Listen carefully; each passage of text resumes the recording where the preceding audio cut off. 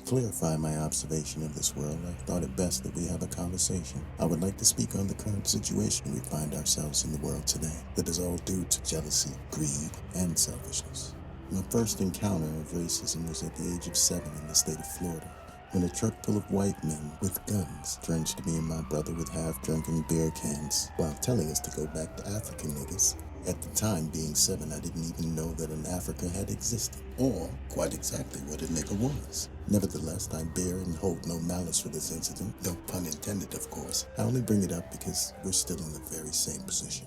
Now, my brother, who was 9 at the time, would go on to fight in one of America's almost countless unjust wars. My father, who also served in your Air Force, was a brute of a man who used to whip us with electrical cords. I would go on to find out that he was also abused as a child in the generation before him, and we all understand the generations that preceded those.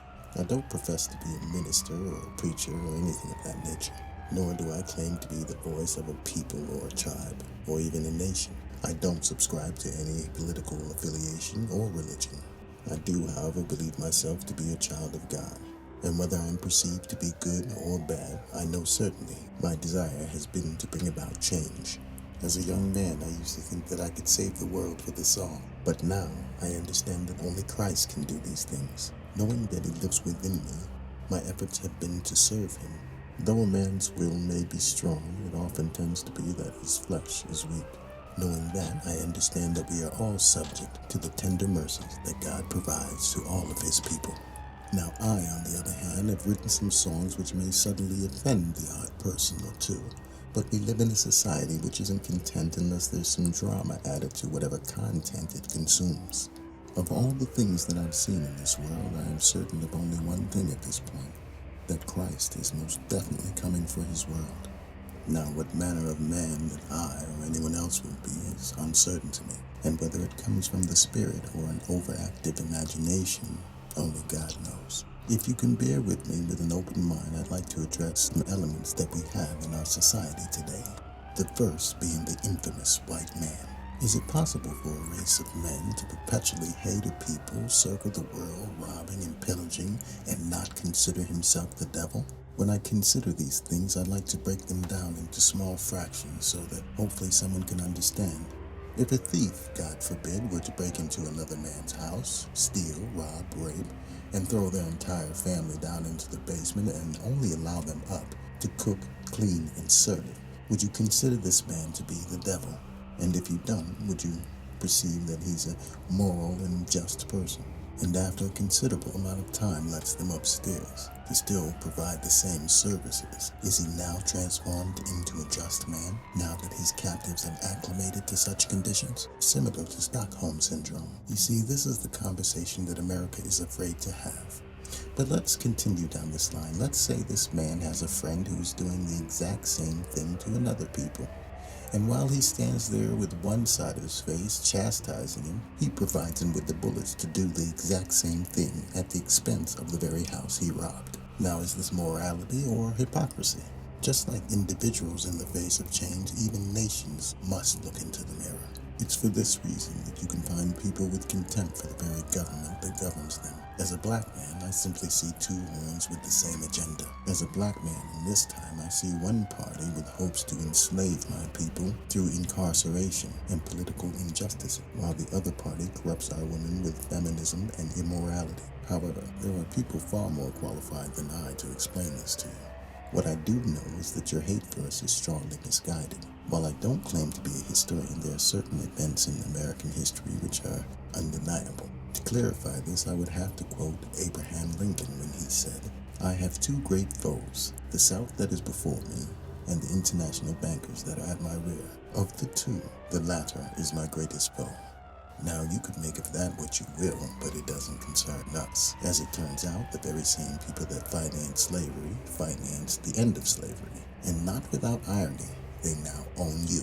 So you see, your anger for black and Hispanic people is clearly misguided. As a teenager in the 80s, I remember we played outside until it got dark. And on Thursdays, we all went in the house to watch The Cosby Show, as most of us never saw families that operated in that manner. I suspect it was comforting to us. I remember it was black, Puerto Rican, Dominicans, they all played together, slept over each other's houses. Our mothers would treat them as their own, and their mothers would do likewise. We were poor, but we were close. The crack epidemic changed all of that. Before you knew it, we had gangs from sea to shining sea. And all of a sudden, just like that, we were enemies. Once you understand that these things are put into place by design, it changes everything.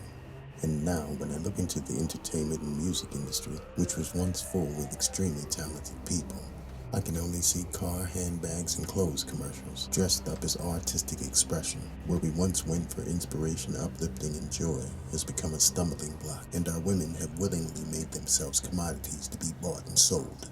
When their bags are full, they have no use of their men, and when their tide turns, they return to their heritage for support, all fully forgetting how they conducted themselves when their bellies were full.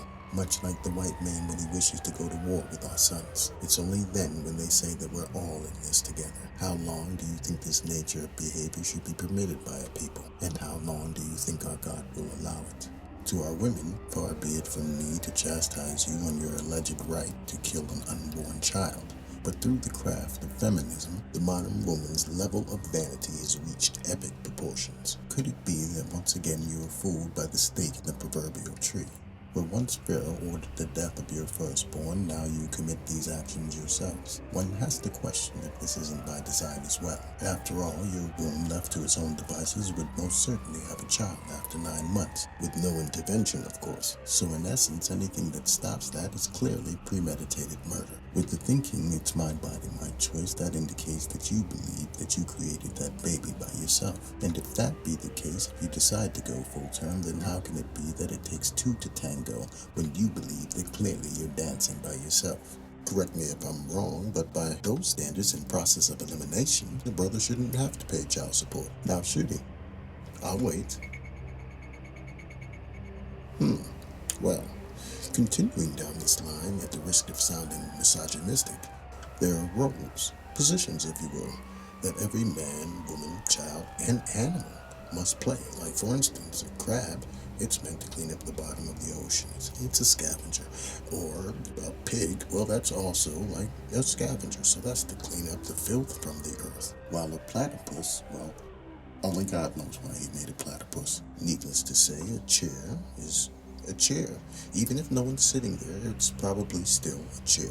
To be perfectly blunt, a house is not a home unless everything is in its correct place. So if we were to look at the world in its entirety, I think you'd find we have too many queens that want to be kings, and kings that act like queens. Then you have some that want to be both kings and queens, and possibly a couple of other things at the same time. Can you imagine if your liver wanted to be your lungs, and your pancreas wanted to be identified as a heart? Well, then you'd have 3 lungs and 2 hearts, and nothing to libertate or pancreate. One has to ask, how could the body function? Lastly, on the topic of our modern women believing that they create life, if you were to look at our world, most commonly referred to as Mother Earth, everything that is grown on her is grown from the seed provided by God. And that seed that was given to the human race dwells within mankind. For example, if you were to plant a pumpkin, well then the pumpkin would grow. If you planted an apple, you would get an apple tree, and so on and so forth. In closing, I would like to say God bless to those that deserve it. And lastly, shamalama ding dong. See what I mean? Shamalama ding dong probably shouldn't have gone there. Yet, I placed the shamalama ding dong just to prove my point.